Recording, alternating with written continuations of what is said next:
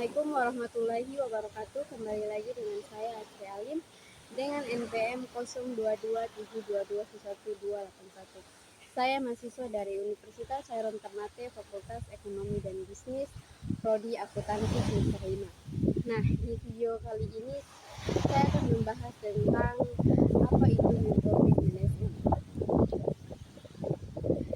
Yang pertama, definisi pendekatan dalam manajemen sektor publik, manajemen sektor publik yang mengadopsi prinsip-prinsip sektor swasta.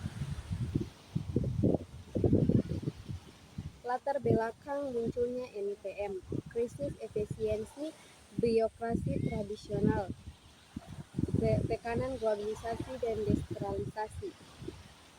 Berikut fokus utama NPM, efisiensi, aktivitas dan orientasi hasil. Ciri-ciri New Public Management. Yang pertama itu peningkatan efisiensi melalui manajemen kinerja. Yang kedua, privatisasi dan kontrak layanan publik. Yang ketiga, penggunaan mekanisme pasar dalam sektor publik.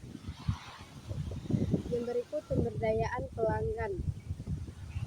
Yang kelima, desentralisasi dan otonomi dalam pengambilan keputusan.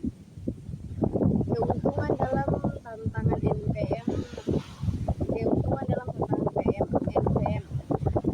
meningkatkan efisiensi dan aktivitas layanan publik, mendorong inovasi dan fleksibilitas, mengurangi birokrasi yang lambat. Yang berikut tantangan. Risiko komersialisasi layanan publik, potensi ketidakadilan akses bagi masyarakat yang kurang mampu, ketentangan antara nilai publik dan keuntungan. Studi kasus.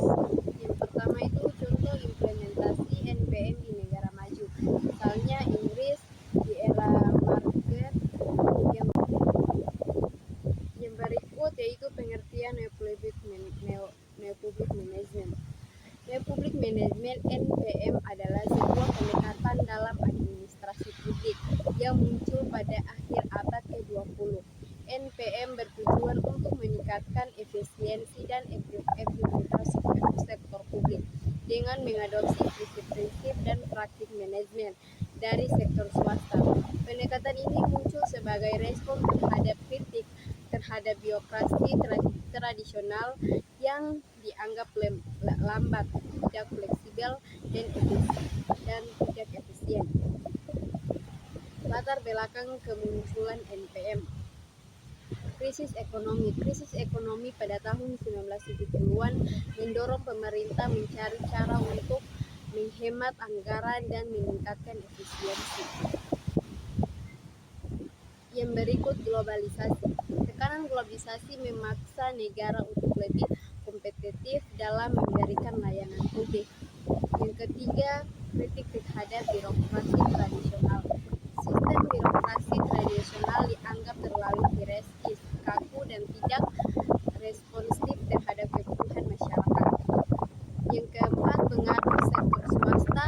Keberhasilan swasta dan manajemen memotivasi pemerintah untuk mengadopsi prinsip-prinsipnya. Ciri-ciri New Public Management. Orientasi hasil, fokus pada hasil dan kinerja dibandingkan dengan proses. Desentralisasi, memberikan otonomi lebih besar kepada unit kinerja dan pemerintah daerah. Kompetitif, mendorong persaingan antara lembaga sektor publik atau antara sektor publik swasta. Privatisasi, mengalihkan sebagian layanan publik kepada sektor swasta untuk meningkatkan efisiensi. Yang kelima, manajemen berbasis kinerja, mengukur keberhasilan berdasarkan indikator kinerja yang jelas. Yang keenam, orientasi pelanggan, melihat masyarakat sebagai pelanggan yang harus dilayani dengan baik. Yang berikut yaitu keuntungan NPM. Dari meningkatkan efisiensi, mengurangi pemborosan sumber daya. Yang kedua, responsivitas layanan, lebih cepat merespon kebutuhan masyarakat. Yang ketiga, fleksibilitas, mengurangi rigidasi dalam proses birokrasi. Yang keempat, inovasi, mendorong pendekatan baru dalam memberikan layanan publik. Kritik terhadap NPM,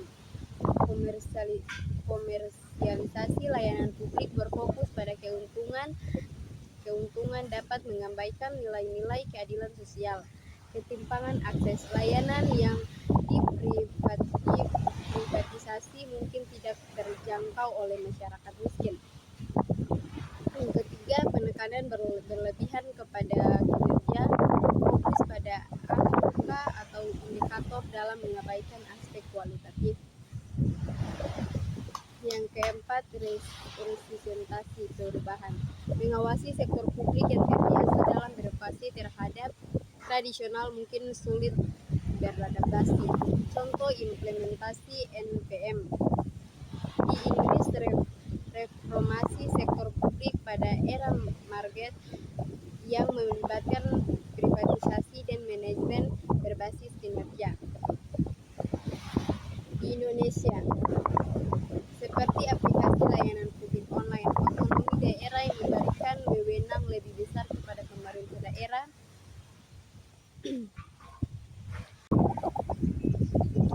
Berikut adalah beberapa contoh implementasi New Public Management atau NPM di Indonesia.